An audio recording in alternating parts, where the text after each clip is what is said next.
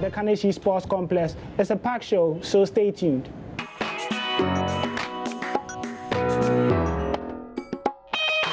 Of course, I'm not joined alone. And before I introduce my guest for today, let's do a little bit of a trivia. Which player do you think has played the most shots on target so far in the Premier League? I'll bring you the answer before we end the show. But yeah, I'm joined by Enam.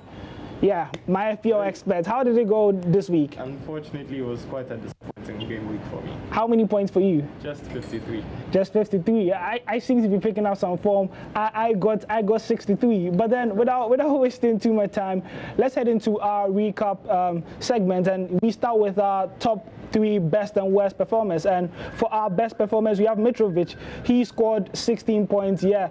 He played Burnley, and Burnley, I think they're really struggling after the Europa League performance, and they can't seem to find the balance between the two. Mitrovic got 2 goals and an assist, and that made him the top scoring player this week with 16 points. And he was closely followed by Lucas Moura. Lucas Moura, you remember, he had a 10/10 performance at Old Trafford, and his 2 goals, guess what, makes him the highest scorer for Spurs now at Old Trafford in the Premier League era. You have anything to say about Moura? Moura was just amazing on Monday night. He was moving Tottenham, pushing the attacks and helping out with everything. And at the end of the day, he really did well with his 2 goals and a clean sheet, I might add. Yeah, and the clean sheet really mattered most for Trippier, who scored 11 points for the 2nd consecutive game week. And he seems to be carrying over his World Cup form. Is he doing well as he should be doing? And should we start to trust Trippier? He's actually doing much more than I expected, because during the World Cup, he played well. I didn't expect him to hit the ground running so soon, but he's done that, and I think it's only going to get better for him. It's only going to get better, but of course we can't stick with the best forever. We have to go to the opposite side and deal with the worst. And we saw Issa Diop. He had a debut definitely to forget, and he scored an own goal.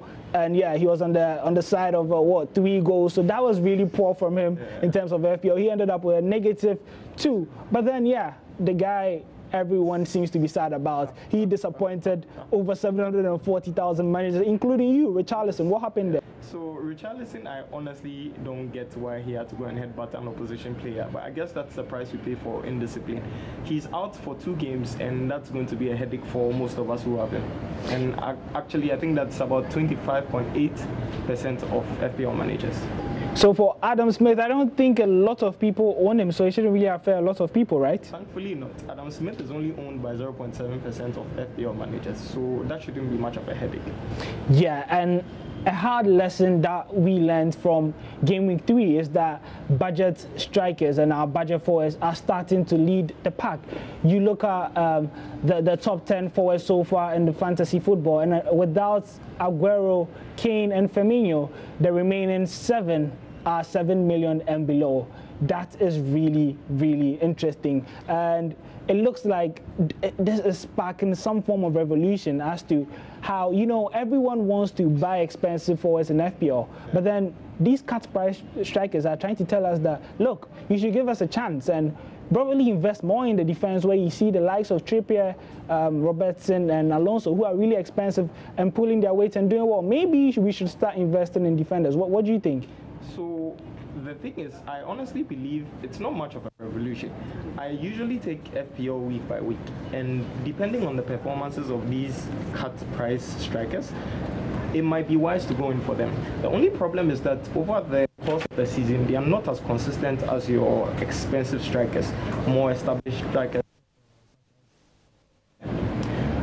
established strikers such as Kane and Aguero, who definitely perform well over the course of the season. So I think you can go in for them, and then you can spend the rest of the funds on maybe premium defenders or premium midfielders who are definitely going to get you more returns. But eventually, I think you'd come back to the more established strikers because they do well over the course of the season. And that is it for our recap segment. And don't forget, we are coming live from the Torches Bar in the Kaneshi Sports Complex. And now, time to do a little bit of analysis. And the team that is under the microscope today is Chelsea. And we look at Chelsea. They've started the season really well. The Sarri ball Machino system seems to have set up rolling really well. 9 points, a perfect start. They seem to be outpassing everyone. But we look at their next 3 fixtures, and they play Bournemouth at home. They play a Cardiff side who are yet to score a goal, and they go away to West Ham, a team that are struggling to find their feet. And it looks like you should have some Chelsea players. And which 3 Chelsea players would you advise FPL managers to have in their team? Definitely, I think you should have Chelsea players. Currently, the top of my list is Alonso, Hazard, and Pedro. Alonso because he's proving over the past 3 game weeks that he's definitely good for it.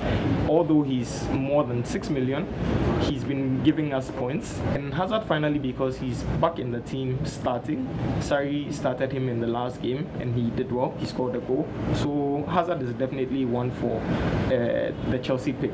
And I think Pedro as well because he's gotten the start ahead of Willian most of the time in these past 3 game weeks. And he's looking to add more attacking returns to the team. Yeah, and for Pedro and for Hazard, I think that they really benefited from this Sarri ball system. And you cannot ignore Alonso. He had 5 touches in the opposition's penalty box against Newcastle. Hazard, he's had an assist so far.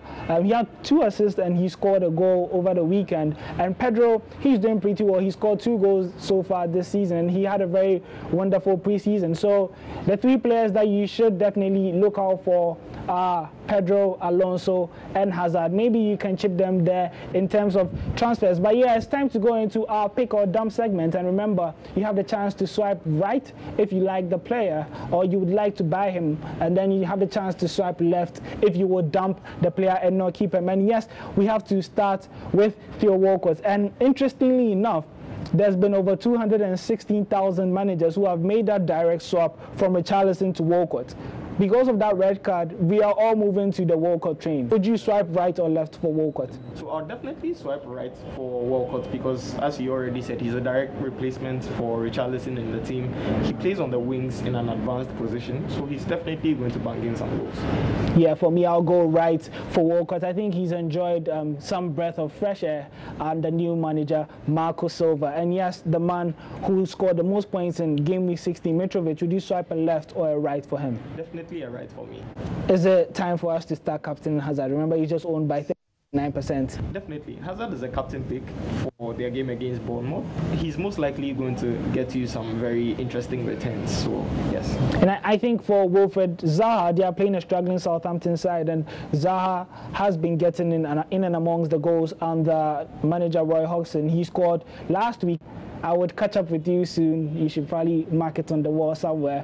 But then, yeah, kudos to you. And we came in here from the Torches. Bar, live from the Kaneshi Sports Complex. You can log on to myjoyonline.com to read some fantasy articles in case you still need some tips. I hope you learned something new. I hope you enjoyed the show. Hope to see you same time next week. And remember, Fike Lindo, which basically means stay beautiful.